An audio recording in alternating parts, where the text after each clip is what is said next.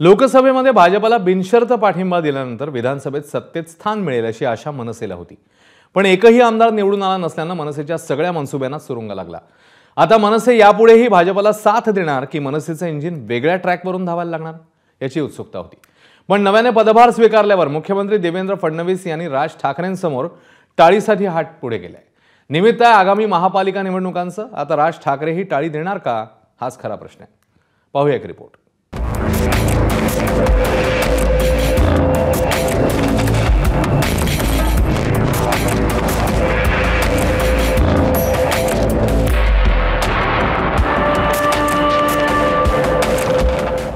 ABP माझाच्या vision कार्यक्रमात मनसेचे अध्यक्ष राज ठाकरे यांनी एक भाकीत वर्तवलं होतं। मला असं वाटतं सरकार बदल युतीच मुख्यमंत्री कोण वाटतंय भारतीय जनता पक्षाचा होईल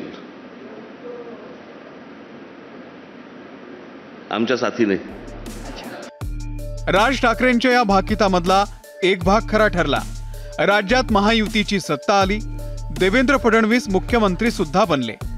याच वाक्यात पुढे राज ठाकरे असंही म्हणाले होते की मनसे सुद्धा यावेळी राज्यात सत्तेत असेल। हा भाग मात्र खरा ठरू शकला नाही।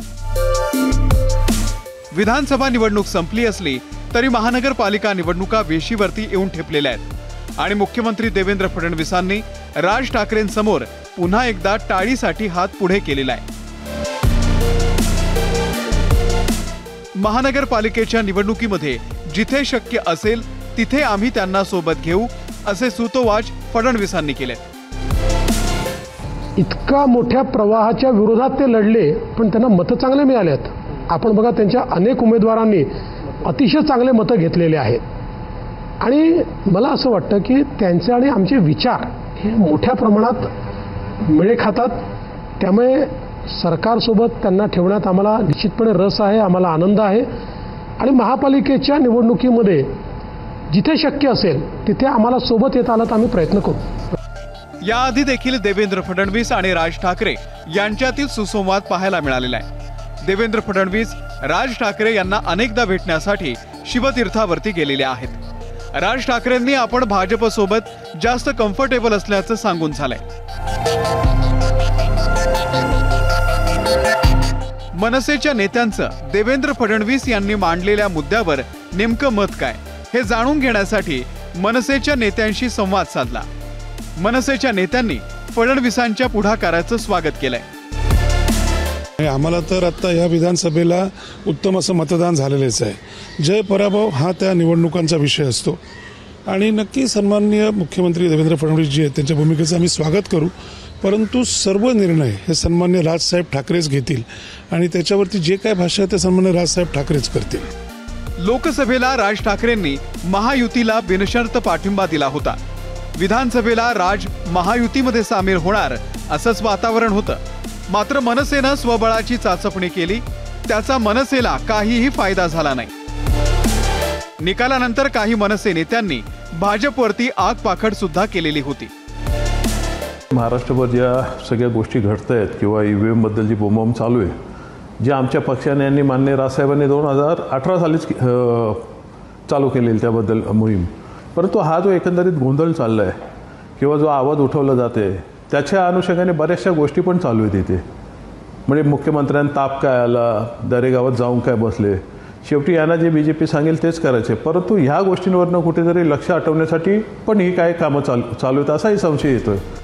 भाजप आणि मनसेच्या या नव्या संभाव्य मनोमिलनावरती संजय राऊत यांनी विशेष टिप्पणी केली आणि मौके पे चौका मारून घेतला।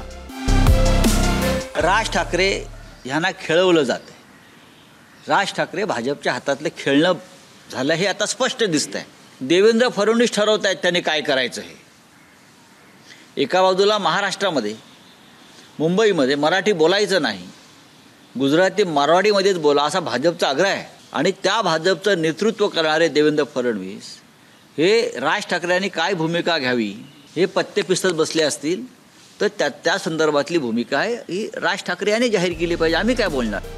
देवेंद्र फडणवीस आणि राज ठाकरे हे दोन्ही नेते एकमेकांच्या विचारांचा, कामाचा, कार्यशैलीचा आदरच करत आलेले आहेत। आता मुंबई महानगरपालिकेच्या निवडणुकीमध्ये एक ठाकरे आपल्या सोबत असणं गरजेचं आहे हे देवेंद्र फडणवीस यांना चांगलंच माहिती आहे। तर स्वबळाच्या नाऱ्यानं राज ठाकरेंचं तोंडही पोळून निघालेलं आहे। त्यामुळे भाजपनं टाळीसाठी हात पुढे केला तर मनसेही टाळी देईल अशी शक्यता जास्त आहे।